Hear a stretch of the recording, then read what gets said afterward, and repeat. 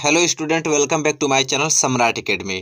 तो दोस्तों, आज इस वीडियो में हम बात करने वाले हैं साइंस के वेरी मोस्ट ऑब्जेक्टिव क्वेश्चन। ठीक है, तो साइंस के तीनों, जैसे केमिस्ट्री हुआ, बायो हुआ, आपका फिजिक्स हुआ, ठीक है, इन तीनों के मैं बहुत ही महत्वपूर्ण बहुविकल्पीय प्रश्न आपको बताऊंगा जो कि एग्जाम में आने के बहुत ही ज़्यादा चांसेस हैं। ठीक है, तो दोस्तों इस वीडियो को शुरू से लेकर लास्ट तक देखिएगा।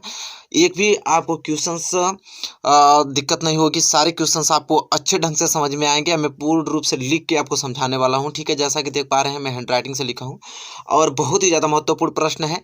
तो दोस्तों, वीडियो को अभी लाइक नहीं किया तो प्लीज़ लाइक कर दीजिए। चैनल पे आप नए हैं तो प्लीज़ चैनल को सब्सक्राइब कर लीजिए और बेल आइकन को भी प्रेस कर लीजिए। तो दोस्तों, मैंने छोटा सा टारगेट रखा है 200 लाइक का, तो प्लीज़ 200 लाइक का आप मेरा टारगेट अचीव करने में हमारी मदद करें। ठीक है, चलिए पहले हम बात करेंगे केमिस्ट्री के इंपॉर्टेंट क्वेश्चन। ठीक है, देखिए केमिस्ट्री के इंपॉर्टेंट क्वेश्चन पहला आ गया है, जैसा कि आप देख पा रहे हैं। क्वेश्चन नंबर फर्स्ट है और क्वेश्चन नंबर पहला ये कह रहा है कि अम्लीय विलयन का पीएच मान है। अम्लीय विलयन का पीएच मान है। ऑप्शन ए 7 और ऑप्शन बी 7 से कम, ऑप्शन सी 7 से अधिक और ऑप्शन डी 0। तो चलिए दोस्तों, आप लोग बताइए, पढ़े तो होंगे आप लोग, चलिए बताइए सटीक आंसर इसका कि अम्लीय विलयन का पीएच मान क्या होता है। ठीक है, तो चलिए बताइए। तो जैसा कि आप लोग सभी लोग जानते हैं कि अम्लीय विलयन का पीएच मान जो होता है वो 7 से क्या होता है, कम होता है। इसलिए ऑप्शन बी इस क्वेश्चन का सही आंसर हो जाएगा। ठीक है, अम्लीय विलयन का पीएच मान क्या होता है, 7 से कम। ठीक है, तब अम्लीय विलयन का पीएच मान 7 से कम होता है। तब प्रश्न नंबर दूसरा देखिए, तब तो तुरंत आपको समझ में आ जाएगा। और क्वेश्चन नंबर दूसरा ये कह रहा है कि क्षारीय विलयन का पीएच मान है। ठीक है, जब अम्लीय विलयन का पीएच मान 7 से कम होता है तो क्षारीय विलयन का पीएच मान बताइए, 0 या 7, 7 से कम या 7 से अधिक। तो 7 से कम तो आपका अम्लीय विलयन को होता है, तो क्षारीय विलयन का 7 से अधिक होगा। जैसा कि आप लोग जानते हैं, ऑप्शन डी इस क्वेश्चन का सही आंसर होगा। और 7 जो होता है वो क्या होता है, उदासीन होता है। तो 7 से कम अम्लीय, 7 रहता है तो उदासीन, और 7 से अधिक होता है तो क्षारीय विलयन। ठीक है, तो जैसा कि आप लोग समझ गए, तो इसका ऑप्शन डी क्वेश्चन सही आंसर है। एक भी क्वेश्चन दिक्कत नहीं होगी, सारे क्वेश्चंस आपको समझ में आ जाएंगे। बहुत ही ज़्यादा महत्वपूर्ण प्रश्न है, सारे क्वेश्चंस पूछे जाते हैं। चलिए क्वेश्चन तीसरे की ओर बढ़ चलते हैं। क्वेश्चन नंबर तीसरा, जैसा कि देख पा रहे हैं, बहुत ही ज़्यादा महत्वपूर्ण प्रश्न आपकी स्क्रीन पे आ गया है। कह रहा है कि धोने के सोडा का रासायनिक सूत्र बताइए। जो धोने का सोडा होता है उसका रासायनिक सूत्र पूछ रहा है। ठीक है, इसका रासायनिक सूत्र क्या होगा। चलिए, ऑप्शन ए NaHCO3, option B Na2CO3 10H2O, कि ऑप्शन सी CaOCl2 और ऑप्शन डी NaOH। तो चलिए दोस्तों, आप बताइए कि धोने के सोडा का रासायनिक सूत्र क्या होता है। तो चलिए मैं आप इसका सही आंसर आप लोगों को बता देता हूं कि धोने के सोडा का जो रासायनिक सूत्र होता है वो होता है Na2CO3 10H2O होता है। ठीक है, इसलिए इस क्वेश्चन का सही आंसर ऑप्शन बी हो जाएगा। ठीक है, चलिए कोई दिक्कत नहीं है, आप लोगों को सारे क्वेश्चंस बहुत अच्छे ढंग से आपको समझ में आ रहे होंगे, उम्मीद करता हूँ। तो ठीक है, चलिए वीडियो को फटाफट आप शेयर कर दीजिए। ये केमिस्ट्री के अभी इंपॉर्टेंट चल रहे हैं, अभी बायो के चलेंगे, फिजिक्स के चलेंगे, ऐसे ही बहुत महत्वपूर्ण प्रश्न मैं लेकर आया हूँ। ठीक है, चलिए देख लेते हैं क्वेश्चन नंबर 4। क्वेश्चन नंबर 4 आपसे ये कह रहा है कि अम्लीय वर्षा के जल का संभावित पीएच मान बताइए कि अम्लीय वर्षा का पीएच मान क्या होता है। जो अम्लीय वर्षा का जल होता है उसका संभावित पीएच मान पूछा है हमसे। ठीक है, चलिए option A 5.2, option B 6.2, option C 7.2, कि ऑप्शन डी 8.2। तो चलिए दोस्तों, आप लोग चूज कीजिए कि अम्लीय वर्षा के जल का संभावित पीएच मान क्या होता है। चलिए आप उम्मीद करता हूँ कि आप लोग आंसर अपना चूज कर लिए होंगे। अब मैं आप बताता हूँ कि इसका करेक्ट आंसर क्या होगा। तो अम्लीय वर्षा के जल का संभावित पीएच मान होता है 5.2। ठीक है, इसलिए ऑप्शन ए इस क्वेश्चन का सही आंसर हो जाएगा। ठीक है, चलिए इसी के साथ हम बढ़ेंगे क्वेश्चन नंबर चौथा। अगर क्लियर हो गया है तो क्वेश्चन नंबर 5वें की ओर। अब बहुत ही ज़्यादा महत्वपूर्ण क्वेश्चन आ गया, क्वेश्चन नंबर 5वां। और क्वेश्चन नंबर 5वां आपसे ये कह रहा है कि निम्नलिखित में से कौन सा तत्व तनु अम्ल के साथ संयोग करके हाइड्रोजन गैस निकालता है।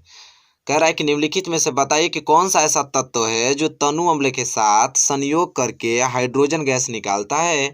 Option A chlorine, option B तांबा और ऑप्शन सी जस्ता और जिंक, की ऑप्शन डी सल्फर। तो चलिए दोस्तों, आप लोग बताइए कि इसका सही आंसर क्या होगा। ठीक है, उम्मीद करता हूँ कि आप लोग अपना आंसर चूज कर लिए होंगे कि आपका कौन सा आंसर सही होगा। मैं इस क्वेश्चन का करेक्ट आंसर बताता हूं कि वह तत्व जस्ता या जिसे जिंक बोलते हैं। ठीक है, जस्ता व जिंक वह तत्व है जो अम्ल के साथ संयोग करके हाइड्रोजन गैस निकालता है। इसलिए इस क्वेश्चन का सही आंसर हो जाएगा ऑप्शन सी। ठीक है दोस्तों, उम्मीद करता हूं कि क्वेश्चन नंबर 5वां में कोई दिक्कत आप लोगों की नहीं होगी। क्वेश्चन नंबर 5वां क्लियर हो चुका होगा। चलिए अब क्वेश्चन नंबर 6वें की ओर बढ़ चलते हैं। क्वेश्चन नंबर 6वां भी बहुत ही लाजवाब क्वेश्चन है। चलिए देखिए क्वेश्चन नंबर 6 आपकी स्क्रीन पे आ गया, जो कि बहुत ही ज़्यादा महत्वपूर्ण प्रश्न है। और क्वेश्चन नंबर 6 आपसे ये कह रहा है कि लोहे के फाइंग्स पेन को जंग से बचाने के लिए निम्न में से कौन सी विधि उपयुक्त है। कह रहा है कि लोहे के जो फाइंग्स पेन होता है उसको जंग से बचाने के लिए निम्न में से कौन सी विधि उपयोग होता है। ऑप्शन ए ग्रीस लगाकर, ऑप्शन बी पेंट लगाकर, ऑप्शन सी जिंक की परत चढ़ाकर, कि ऑप्शन डी इन सभी के द्वारा। तो चलिए दोस्तों आप लोग बताइए कि इसका सही आंसर क्या होगा। ठीक है, बताइए कि लोहे की फाइंग्स पेन को जंग से बचाने के लिए कौन सी विधि उपयोग होती है। ठीक है, चलिए आप लोग उम्मीद करता हूँ कि आप लोग आंसर अपना चूज कर लिए होंगे। मैं इसका सही आंसर बताता हूँ। तो दोस्तों लोहे की जो फाइंग्स पेन को जंग से बचाने के लिए जो विधि उपयोग होता है वो ग्रीस लगाकर भी हम कर सकते हैं, पेंट लगाकर भी कर सकते हैं, और जिंक की परत चढ़ाकर भी हम उसको बचा सकते हैं। ठीक है, तो इसलिए इस क्वेश्चन का सही आंसर होगा ऑप्शन डी। ठीक है, ऑप्शन डी इस क्वेश्चन का सही आंसर होगा। इन सभी के द्वारा हम लोहे के फाइंग्स पेन को जंग बचाने के लिए उपयुक्त कर सकते हैं विधि का। ठीक है, चलिए ये क्वेश्चन नंबर 6 आप लोगों को बेहद अच्छे ढंग से क्लियर हो चुका होगा, कोई दिक्कत नहीं होगा आप लोगों को। तो हम बढ़ेंगे अगले क्वेश्चन की ओर, क्वेश्चन नंबर 7 की ओर। और क्वेश्चन नंबर 7 देखिए कितना मोस्ट इंपोर्टेंट क्वेश्चन है कि प्रोपेन का रासायनिक सूत्र है। देखिए बहुत ही ज्यादा महत्वपूर्ण प्रश्न आ गया है। प्रोपेन का रासायनिक सूत्र बताइए। CH4 की C3H8, ये 8 है। ठीक है, कि CuH10 की C2H6। चलिए दोस्तों आप बताइए कि प्रोपेन का रासायनिक सूत्र क्या होता है। ठीक है, चलिए उम्मीद करता हूँ कि आप लोग आंसर अपना चूज कर लिए होंगे। मैं करेक्ट आंसर बताता हूँ कि प्रोपेन का रासायनिक सूत्र क्या होता है। तो प्रोपेन का रासायनिक सूत्र होता है C3H8 होता है प्रोपेन का रासायनिक सूत्र। इसलिए ऑप्शन 20 क्वेश्चन का सही आंसर हो जाएगा। ठीक है, चलिए और क्वेश्चन नंबर 7 आप लोगों को क्लियर हो चुका है। तो हम बढ़ेंगे अगले क्वेश्चन की ओर, क्वेश्चन नंबर 8वें की ओर। क्वेश्चन नंबर 8वां देखिए कितना मोस्ट इंपोर्टेंट क्वेश्चन है कि एल्काइन का सूत्र है। एल्काइन का सूत्र चलिए आप लोग बताइए कि एल्काइन का सूत्र क्या है। ऑप्शन है C3H4 की C3H6 की C2H6 की C6H6। चलिए दोस्तों आप लोग बताइए कि इसमें से कौन सा सही आंसर होगा एल्काइन का सूत्र का। चलिए तो आप लोग अपना आंसर चूज कर लिए होंगे। मैं इसका सही आंसर आप लोगों को बताता हूँ कि एल्काइन का सूत्र होता है C3H4। ऑप्शन ए इस क्वेश्चन का सही आंसर होगा। चलिए क्लियर हो चुका होगा आप लोगों को क्वेश्चन नंबर 8वां, कोई दिक्कत नहीं होगी। अब हम बढ़ेंगे अगले क्वेश्चन की ओर, क्वेश्चन नंबर 9 की ओर। क्वेश्चन 9 बहुत ही ज्यादा महत्वपूर्ण प्रश्न आ गया आप लोग की स्क्रीन पे। चलिए क्वेश्चन नंबर 9 दोस्तों ये कह रहा है कि C2H6 का IUPAC नाम है। C2H6 का पूछा हमसे क्या IUPAC नाम क्या होगा। ठीक है, बताइए मेथेन, एथेन, एथाइन कि एथिलीन होगा। चलिए बताइए आप लोग कि C2H6 का IUPAC नाम क्या होगा। चलिए हम उम्मीद करता हूँ कि आप लोग अपना आंसर चूज कर लिए होंगे और मैं इसका सही आंसर आप लोगों को बताता हूँ। तो दोस्तों C2H6 का जो IUPAC नाम होता है एथेन। क्या होता है, एथेन होता है दोस्तों। ठीक है, ऑप्शन 20 क्वेश्चन का सही आंसर हो जाएगा। ठीक है, चलिए इसी के साथ हम फिजिक्स जो केमिस्ट्री के लास्ट क्वेश्चन की ओर बढ़ चलते हैं। और 10वां क्वेश्चन है, इसके बाद हम लोग क्या पढ़ेंगे बायोलॉजी के। ठीक है, देखिए चलिए बताइए इसका सही आंसर आप लोग बताइए कि एथिल अल्कोहल का IUPAC नाम क्या होगा। एथिल अल्कोहल का IUPAC नाम है एथेनॉल, के ऑप्शन बी मेथेनॉल, के ऑप्शन सी एसिटिक अम्ल, के ऑप्शन डी एथेनोइक अम्ल। चलिए दोस्तों आप लोग बताइए कि एथिल अल्कोहल का IUPAC नाम क्या होगा। चलिए उम्मीद करता हूँ कि आप लोग अपना आंसर चूज कर लिए होंगे दिमाग में कि कौन सा आपका आंसर सही होगा। चलिए मैं बताता हूँ आप लोगों को कि एथिल अल्कोहल का IUPAC नाम होता है एथेनॉल। क्या होता है, एथेनॉल होता है। एथिल अल्कोहल का IUPAC नाम एथेनॉल होता है। ठीक है, चलिए उम्मीद करता हूँ कि क्वेश्चन नंबर 10वां आपको क्लियर हो चुका होगा। अब तक मैंने केमिस्ट्री के 10 मोस्ट इंपोर्टेंट क्वेश्चन आप लोगों को डिस्कस कर दिया। केमिस्ट्री के मोस्ट इंपोर्टेंट आप लोगों को समझ में आ गया होगा, कोई दिक्कत नहीं होगी। तो इसी के साथ हम बढ़ेंगे अगले टॉपिक की ओर। अब हम बायो के मोस्ट इंपोर्टेंट क्वेश्चन देखेंगे। ठीक है, बायोलॉजी के। चलिए इसी के साथ जितना अच्छे से आप लोग केमिस्ट्री के क्वेश्चन किए हैं उसी प्रकार आप लोग को बायोलॉजी के भी मोस्ट इंपोर्टेंट क्वेश्चन करना है। चलिए देखते हैं उसको। चलिए दोस्तों देखिए बायोलॉजी के मोस्ट इंपोर्टेंट क्वेश्चन आपकी स्क्रीन पे आ गया है। और पहले क्वेश्चन के बायोलॉजी के मोस्ट इंपोर्टेंट है, बहुत ही ज़्यादा महत्वपूर्ण है। और पहला क्वेश्चन का आंसर आप लोग दीजिए। कह रहा है कि पीतरस का स्राव होता है। पीतरस का स्राव कहाँ होता है बताइए आप लोग। पित्ताशय में, कि यकृत में होता है, कि अग्नाशय में होता है, कि अमाशय में होता है। चलिए स्टूडेंट आप लोग बताइए कि पीतरस का स्राव कहाँ होता है इन चारों ऑप्शनों में से। तो चलिए आप लोग अपना आंसर चूज कीजिए। मैं इसका सही आंसर आप लोगों को बताता हूँ कि पीतरस का जो स्राव होता है वो यकृत में होता है। स्टूडेंट कहाँ होता है, यकृत यकृत में होता है, इसलिए ऑप्शन बी इस क्वेश्चन का सही आंसर होगा। कहाँ होता है? यकृत में होता है पीतरस का स्राव। ठीक है, अभी याद हो गया होगा आप लोगों को। ठीक है, क्वेश्चन नंबर पहला अगर क्लियर हो गया हो, क्वेश्चन नंबर दूसरे की ओर हम तुरंत अग्रसर होंगे। और क्वेश्चन नंबर दूसरा बहुत ही ज्यादा महत्वपूर्ण प्रश्न आ गया आप लोगों की स्क्रीन पे। कह रहा है कि मनुष्य में दूध के दांतों की संख्या कितनी होती है? बताइए कि मनुष्य में जो दूध के दांतों की संख्या कितनी होती है? 20 होती है, 24 होती है, 28 होती है कि 32 होती है? चलिए स्टूडेंट बताइए आप लोग कि मनुष्य में दूध की दांतों की संख्या कितनी होती है। तो स्टूडेंट इस क्वेश्चन का जो करेक्ट आंसर होगा, जैसा कि आप लोग जानते भी होंगे कि मनुष्य में दूध के दांतों की संख्या 20 होती है, ऑप्शन ए इस क्वेश्चन का सही आंसर हो जाएगा फ्रेंड। ठीक है, चलिए और क्वेश्चन नंबर दूसरा अगर आप क्लियर हो गया होगा आप लोगों को, क्वेश्चन नंबर तीसरे की ओर बढ़ते हैं। ठीक है, क्वेश्चन नंबर तीसरा देखिए बहुत ही महत्वपूर्ण प्रश्न आ गया है और कह रहा है कि ग्लाइकोलाइसिस की प्रक्रिया संपन्न होती है। ग्लाइकोलाइसिस की प्रक्रिया संपन्न होती है कोशिका द्रव्य में कि राइबोसोम्स में कि माइटोकॉन्ड्रिया में कि लाइसोसोम्स में? चलिए स्टूडेंट आप लोग बताइए कि ग्लाइकोलाइसिस की प्रक्रिया कहाँ संपन्न होती है। ठीक है, जैसा कि आप लोग जानते भी होंगे कि जो ग्लाइकोलाइसिस की प्रक्रिया संपन्न होती है वो कहाँ होती है। चलिए आप लोग आंसर अपना चूज कर लीजिए, मैं इसका सही आंसर आप लोगों को बताता हूँ। तो दोस्तों जो ग्लाइकोलाइसिस की प्रक्रिया संपन्न होती है वो कोशिका द्रव्य में होती है। कहाँ होती है? कोशिका द्रव्य में होती है, इसलिए ऑप्शन ए इस क्वेश्चन का सही आंसर हो जाएगा स्टूडेंट। ठीक है, चलिए कोई दिक्कत नहीं होगी आप लोगों को। क्वेश्चन नंबर तीसरे में अब हम बढ़ जाएंगे अगले क्वेश्चन की और क्वेश्चन नंबर चौथे की। और क्वेश्चन नंबर चौथा देखिए बहुत ही महत्वपूर्ण प्रश्न आ गया आपकी स्क्रीन पे। और क्वेश्चन नंबर चौथा ये आपसे कह रहा है कि मनुष्य के हृदय में कोष्ठों, जिसे वेस्मो भी बोला जाता है, मनुष्य के हृदय में कोष्ठों या वेस्मो की संख्या होती है। ऑप्शन है 1, 2, 3, 4। चलिए बताइए कितनी होती है मनुष्य के हृदय में कोष्ठों की संख्या। चलिए स्टूडेंट आप लोग आंसर अपना चूज कर लीजिए, मैं इसका सही आंसर आप लोगों को बताता हूँ। तो मनुष्य के हृदय में कोष्ठों की जो संख्या होती है स्टूडेंट वो होती है कितनी? 4 होती है स्टूडेंट। क्या होती है? 4 होती है। ऑप्शन डी इस क्वेश्चन का सही आंसर हो जाएगा स्टूडेंट। ठीक है, कोई दिक्कत नहीं आप लोगों को, आराम से पढ़िए, सारे क्वेश्चन मोस्ट इंपोर्टेंट करा दूंगा, एग्जाम में बेहतर नंबर आप लाएंगे। ठीक है, चलिए क्वेश्चन नंबर चौथा अगर क्लियर हो गया, क्वेश्चन नंबर पांचवें के ऊपर चलते हैं। क्वेश्चन नंबर पांचवा ये कह रहा है आपसे कि मनुष्य में मुख्य उत्सर्जित अंग क्या है? मनुष्य में मुख्य उत्सर्जित अंग क्या है? बताइए, वृक्क है कि फेफड़े कि त्वचा कि यकृत? चलिए स्टूडेंट आप बताइए इन चारों ऑप्शनों में से कौन सा ऑप्शन सही होगा। ठीक है, मनुष्य में मुख्य उत्सर्जित अंग क्या है? चलिए स्टूडेंट आप लोग सही आंसर चूज कीजिए, मैं इसका सही आंसर आप लोगों को बताता हूँ। तो मनुष्य में मुख्य उत्सर्जित अंग क्या है? तो वृक्क। क्या होता है? वृक्क जो होता है मनुष्य में मुख्य उत्सर्जित अंग है, वृक्क। चलिए क्वेश्चन नंबर पांचवा अगर क्लियर हो गया स्टूडेंट तो हम बढ़ेंगे अगले क्वेश्चन की ओर, क्वेश्चन नंबर छठवें की ओर। क्वेश्चन नंबर छठवां क्या कह रहा है? बहुत ही ज्यादा महत्वपूर्ण प्रश्न आ गया है आपकी स्क्रीन पे और कह रहा है क्वेश्चन नंबर छठवां कि मुकुलन पाया जाता है। जो मुकुलन होता है पाया जाता है, कहाँ पाया जाता है? प्लेनेरिया में कि हाइड्रा में कि लिस्मानिया में कि इन सभी में? चलिए स्टूडेंट आप लोग बताइए कि मुकुलन पाया जाता है कहाँ पाया जाता है। ठीक है, इन चार ऑप्शन में से बताइए सही आंसर। तो चलिए स्टूडेंट मैं आप लोगों को बता देता हूं कि मुकुलन पाया जाता है। तो मुकुलन कहाँ पाया जाता है स्टूडेंट? तो हाइड्रा में पाया जाता है। ठीक है, कहाँ पाया जाता है? हाइड्रा में। देखिए यहाँ पे ऑप्शन बी इस क्वेश्चन का सही आंसर होगा। कहाँ पाया जाता है स्टूडेंट?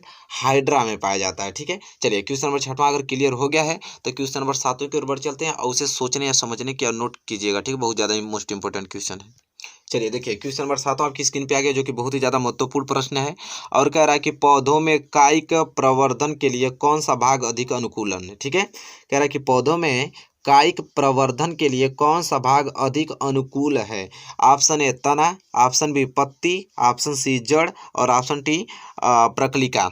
तो चलिए स्टूडेंट आप बताइए कि इन चारों ऑप्शन में से कौन सा सही आंसर होगा। ठीक है, चलिए आप लोग आंसर अपना चूज कर लिए होंगे कि आप लोगों का कौन सा सही आंसर होगा। मैं बताता हूँ इस क्वेश्चन का सही आंसर कि पौधों में कायिक प्रवर्धन के लिए कौन सा भाग अधिक अनुकूल है, तो वो तना होता है। क्या होता है? तना। ऑप्शन ए इस क्वेश्चन का सही आंसर हो जाएगा स्टूडेंट। क्या होता है? तना अनुकूल होता है। चलिए और क्वेश्चन नंबर 7वां अगर क्लियर हो गया है तो क्वेश्चन नंबर 8वें की ओर बढ़ते हैं और क्वेश्चन नंबर 8वां देखिए बहुत ही ज्यादा महत्वपूर्ण प्रश्न आ गया आपकी स्क्रीन पे कि पुरुष में लिंग गुणसूत्र होता है। पुरुष में लिंग गुणसूत्र होता है X Y, X X, Y की यक्स। तो चलिए स्टूडेंट ये तो बहुत ही सिंपल प्रश्न है, आप लोग जानते भी हैं, जो बायो पढ़ते हैं वो तुरंत बता देंगे कि पुरुष में लिंग गुणसूत्र होता है। तो पुरुष में लिंग गुणसूत्र यक्स वाई होता है, इसलिए ऑप्शन ए इस क्वेश्चन का सही आंसर हो जाएगा। ठीक है, एक्स वाई पुरुष में लिंग गुणसूत्र होता है। चलिए स्टूडेंट अगर क्वेश्चन नंबर 8वां आपको क्लियर हो गया है तो क्वेश्चन नंबर 9 की ओर बढ़ चलते हैं। क्वेश्चन नंबर 9 क्या कह रहा है कि डीएनए पाया जाता है। देखिए स्टूडेंट बहुत ही महत्वपूर्ण प्रश्न है, कह रहा है कि डीएनए पाया जाता है कोशिका द्रव्य में, केंद्रक द्रव्य में कि केंद्रिका में कि केंद्रक में? तो चलिए स्टूडेंट आप लोग बताइए, बहुत ही महत्वपूर्ण प्रश्न है। ठीक है, बहुत ही अच्छा क्वेश्चन है, आप लोग बताइए कि डीएनए पाया जाता है, कहाँ पाया जाता है। इन चारों ऑप्शन में से बताइए कि डीएनए कहाँ पाया जाता है। चलिए स्टूडेंट, आप लोग आंसर इसका चूज कर लिए होंगे। मैं इसका सही आंसर आप लोगों को बताता हूँ कि जो डीएनए स्टूडेंट पाया जाता है वो केंद्रक द्रव्य में पाया जाता है। कहाँ पाया जाता है? केंद्रक द्रव्य में पाया जाता है। बहुत ही ज्यादा मोस्ट इंपोर्टेंट क्वेश्चन था, ठीक है। डीएनए पाया जाता है केंद्रक द्रव्य में। चलिए, और क्वेश्चन नंबर 9 आपको क्लियर हो गया है, तो क्वेश्चन के 10 और बढ़ चलते हैं, जो कि बहुत ही ज्यादा महत्वपूर्ण प्रश्न है। चलिए देखिए, क्वेश्चन नंबर 10वां बहुत ही ज्यादा महत्वपूर्ण प्रश्न है। कह रहा है कि जीन शब्द का प्रयोग सर्वप्रथम किसने किया था। चलिए बताइए स्टूडेंट कि जीन शब्द का प्रयोग सर्वप्रथम किसने किया था। खुराना ने किया था, कि पुन्नेट ने, कि जॉनसन ने, कि वाटसन एवं क्रिक ने। चलिए स्टूडेंट, आप बताइए जीन शब्द का प्रयोग सर्वप्रथम किसने किया था। ये तो आप लोग जानते ही होंगे, अगर बायो पढ़ते हैं तो बहुत ही ज्यादा महत्वपूर्ण प्रश्न है स्टूडेंट। तो चलिए मैं इस क्वेश्चन का सही आंसर बता देता हूँ कि जीन शब्द का जो प्रयोग सर्वप्रथम जो किए थे उनका नाम है जॉनसन। क्या नाम है? जॉनसन। इसलिए ऑप्शन सी इस क्वेश्चन का सही आंसर हो जाएगा, जॉनसन, ठीक है। चलिए, तो यहाँ अब तक मैंने 10 इंपॉर्टेंट क्वेश्चन बायो के भी मैंने डिस्कस कर दिया, ठीक है। बायो का पोर्शन आपका कंप्लीट होता हुआ अब हम पढ़ेंगे किसका? फिजिक्स का वेरी मोस्ट इंपॉर्टेंट क्वेश्चन। और फिजिक्स के भी मैंने बहुत बेहतरीन क्वेश्चन लाया है, और उसको भी आपको उतने ही अच्छे से देखना है जितना इन क्वेश्चनों को आपने देखा है, ठीक है, क्योंकि बहुत ही इंपॉर्टेंट है एग्जाम में। चलिए, अब हम फिजिक्स के मोस्ट इंपॉर्टेंट क्वेश्चन देखते हैं। चलिए स्टूडेंट, देखिए फिजिक्स का वेरी मोस्ट इंपॉर्टेंट क्वेश्चन आ गया है, और इन वीडियो को ज़्यादा से ज़्यादा शेयर करना है ताकि सबके पास पहुंच जाए। चैनल पे अपना है तो प्लीज़ चैनल को भी सब्सक्राइब आपको करना है, ठीक है। चलिए, और देखिए पहला क्वेश्चन है यह कि समतल दर्पण की फोकस दूरी है। देखिए स्टूडेंट, बहुत ही ज़्यादा महत्वपूर्ण प्रश्न आ गया है कि समतल दर्पण की फोकस दूरी है। चलिए स्टूडेंट बताइए, शून्य कि अनंत कि 25 सेंटीमीटर कि -25 सेंटीमीटर। चलिए स्टूडेंट, आप बताइए कि समतल दर्पण की जो फोकस दूरी कितनी होती है स्टूडेंट। चलिए बताइए, इन चार ऑप्शन में से कौन सा ऑप्शन आप लोगों का सही है। चलिए मैं इस क्वेश्चन का सही आंसर आप लोगों को बता देता हूँ कि जो समतल दर्पण की फोकस दूरी होती है वो अनंत होती है। क्या होती है? अनंत होती है स्टूडेंट। क्या होती है? अनंत। ऑप्शन बी इस क्वेश्चन का सही आंसर हो जाएगा। तुरंत रट्टा मार लेना इन क्वेश्चनों को आपको, ठीक है। चलिए, और क्वेश्चन नंबर पहला क्लियर हो गया होगा आप लोगों को। क्वेश्चन के दूसरे और अग्रसर होंगे, बहुत ही मोस्ट इंपोर्टेंट क्वेश्चन है क्वेश्चन नंबर दूसरा। और क्वेश्चन नंबर दूसरा ये कह रहा है कि जब प्रकाश नेत्र में प्रवेश करता है तो अधिकांश अपवर्तन कहाँ होता है। जब प्रकाश नेत्र में प्रवेश करता है तो अधिकांश अपवर्तन कहाँ होता है, बताइए। पहला क्रिस्टल लेंस पे, ऑप्शन बी स्वच्छ मंडल जिसे कार्निया कहते हैं, और किसी परितारिका पर, कि ऑप्शन डी पुतली पर। चलिए दोस्तों स्टूडेंट बताइए, बहुत ही मोस्ट इंपोर्टेंट क्वेश्चन है कि जब प्रकाश हमारे नेत्र में प्रवेश करता है तो अधिकांश अपवर्तन कहाँ होता है स्टूडेंट। चलिए बताइए। तो चलिए मैं बता देता हूँ इस क्वेश्चन का सही आंसर कि जब प्रकाश नेत्र में प्रवेश करता है तो अधिकांश अपवर्तन होता है कहाँ पर? कार्निया पर, जिसे हम स्वच्छ मंडल बोलते हैं, ठीक है, कार्निया पर। ऑप्शन बी इस क्वेश्चन का सही आंसर हो जाएगा स्टूडेंट, ठीक है। चलिए, और क्वेश्चन नंबर दूसरा क्लियर हो गया होगा आप लोगों को, तो हम क्वेश्चन नंबर तीसरे की ओर बढ़ चलते हैं। और क्वेश्चन नंबर तीसरा देखिए, बहुत ही ज्यादा महत्वपूर्ण प्रश्न है। दूरदृष्टि दोष के कारण प्रतिबिंब बनता है। अगर आपके नेत्र में दूरदृष्टि दोष है तो प्रतिबिंब कहाँ बनेगा, एक क्वेश्चन पूछ रहा है आपसे। कि रेटिना पर, कि रेटिना से आगे, कि रेटिना के पीछे, कि कहीं नहीं। चलिए स्टूडेंट आप बताइए, बहुत ही महत्वपूर्ण प्रश्न है। तो चलिए मैं इसका सही आंसर आप लोगों को बता देता हूँ कि जब दूरदृष्टि आपके दोष है, अगर दूरदृष्टि दोष के कारण प्रतिबिंब कहाँ बनता है तो वो बनता है रेटिना के पीछे बनता है स्टूडेंट। ऑप्शन सी इस क्वेश्चन का सही आंसर हो जाएगा, रेटिना के पीछे बनता है अगर दूरदृष्टि दोष है तो, ठीक है। चलिए स्टूडेंट, क्वेश्चन नंबर तीसरा में कोई दिक्कत नहीं होगा आप लोगों को। अब हम बढ़ेंगे अगले क्वेश्चन की ओर, क्वेश्चन नंबर चौथे की ओर। क्वेश्चन नंबर चौथा देखिए, बहुत ही ज्यादा महत्वपूर्ण प्रश्न है। क्वेश्चन नंबर चौथा कह रहा है आपसे कि कांच का अपवर्तनांक अधिकतम होता है। कांच का अपवर्तनांक अधिकतम होता है लाल रंग के लिए, पीले रंग के लिए, बैगनी रंग के लिए, कि हरे रंग के लिए। चलिए स्टूडेंट आप लोग बताइए, पढ़े होंगे आप लोग कि कांच का अपवर्तनांक अधिकतम कहाँ होता है स्टूडेंट। चलिए बताइए आप लोग। चलिए मैं इसका सही आंसर आप लोगों को बता देता हूँ कि कांच का जो अपवर्तनांक होता है अधिकतम होता है बैगनी रंग के लिए, ठीक है। किसके लिए? बैगनी रंग के लिए। ऑप्शन सी इस क्वेश्चन का सही आंसर हो जाएगा। बैगनी रंग के लिए कांच का अपवर्तनांक बहुत ही ज्यादा अधिकतम होता है, ठीक है। चलिए क्वेश्चन नंबर चौथा क्लियर हो गया है, तो हम बढ़ेंगे अगले क्वेश्चन की ओर, क्वेश्चन नंबर पाँचवें की ओर। और क्वेश्चन नंबर पाँचवा आपकी स्क्रीन पे आ गया, जो कि बहुत ही ज्यादा महत्वपूर्ण प्रश्न है। और क्वेश्चन नंबर पाँचवा ये कह रहा है आपसे कि किसी विद्युत परिपथ में बहने वाली विद्युत धारा का मात्रक है, ठीक है। देखिए स्टूडेंट क्या कह रहा है कि किसी विद्युत परिपथ में बहने वाली विद्युत धारा का मात्रक है एम्पियर, कि वोल्ट, कि ओम, कि वाट। तो चलिए स्टूडेंट आप बताइए कि आपका सही आंसर क्या होगा इसमें से, ठीक है। कि किसी विद्युत परिपथ में बहने वाली विद्युत धारा का मात्रक जो स्टूडेंट होता है, जैसा कि आप लोग जानते हैं, बहुत सिंपल है, एम्पियर होता है। क्या होता है? एम्पियर होता है। ऑप्शन ए इस क्वेश्चन का सही आंसर हो जाता है, ठीक है। चलिए क्वेश्चन नंबर 5 अगर क्लियर हो गया होगा स्टूडेंट, तो हम क्वेश्चन नंबर 6 की ओर बढ़ चलते हैं, जो कि बहुत ही ज्यादा महत्वपूर्ण क्वेश्चन है।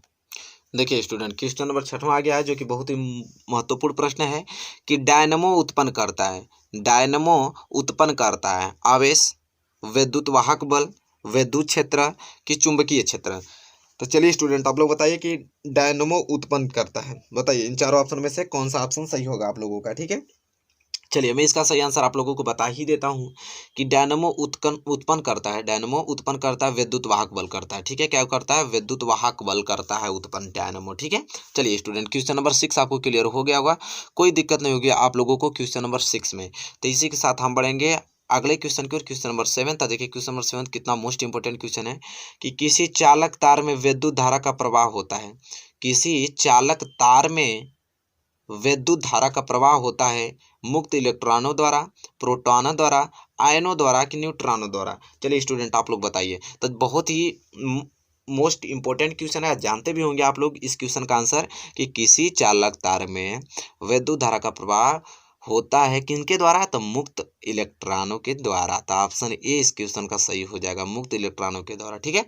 चलिए स्टूडेंट क्वेश्चन नंबर 7वां क्लियर हो गया हो, क्वेश्चन नंबर 8वें की ओर बढ़ते हैं। क्वेश्चन नंबर 8वां देखिए क्या कह रहा है आपसे कि विभवांतर का मापक यंत्र है, विभवांतर का मापक यंत्र है धारा मापी, वोल्ट मीटर, अमीटर कि ओम मीटर। तो चलिए स्टूडेंट आप लोग बताइए कि विभवांतर का मापक यंत्र क्या होता है। तो जैसा कि दोस्तों आप लोग जानते हैं कि विभवांतर किससे मापते हैं, तो वोल्ट मीटर में मापते हैं। ऑप्शन बी इस क्वेश्चन का सही आंसर हो जाएगा स्टूडेंट। बहुत ही सिंपल क्वेश्चन है, बहुत ही मोस्ट इंपॉर्टेंट क्वेश्चन था, ठीक है।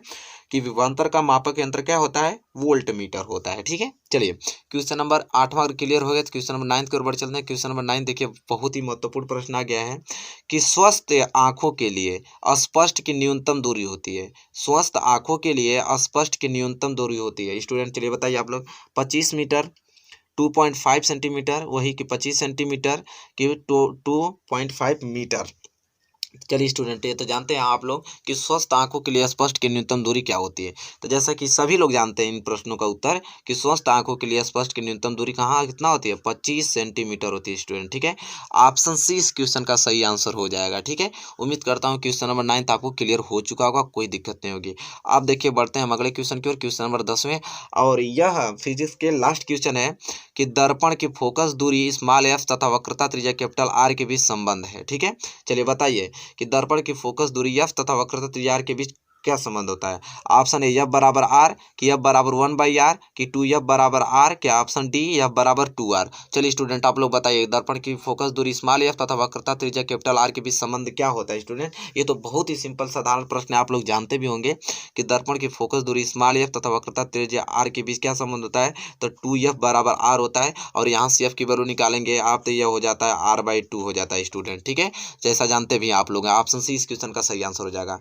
तो जैसा कि दोस्तों आप लोग देख लिए कि 10 मैंने केमिस्ट्री के, 10 मैंने बायोलॉजी के और 10 मैंने फिजिक्स के इंपॉर्टेंट क्वेश्चन आप लोगों से डिस्कस किया, जो कि बहुत ही ज़्यादा महत्वपूर्ण था। तो बताइए आपको वीडियो कैसी लगी। अगर वीडियो अच्छी लगी तो प्लीज़ इसे लाइक कीजिए और ज़्यादा से ज़्यादा शेयर कीजिए, और चैनल पे आप नए हैं प्लीज़ चैनल को सब्सक्राइब कर लीजिए। और अच्छा ढंग से तैयारी कराई जा रही है सम्राट एकेडमी पे, तो सभी मित्रों को अपने इस चैनल पर हमारे जोड़िए कि ताकि वो भी अच्छा स्कोर कर पाएँ, ठीक है। चलिए तब तक के लिए दोस्तों धन्यवाद, मिलेंगे आपसे नेक्स्ट वीडियो में।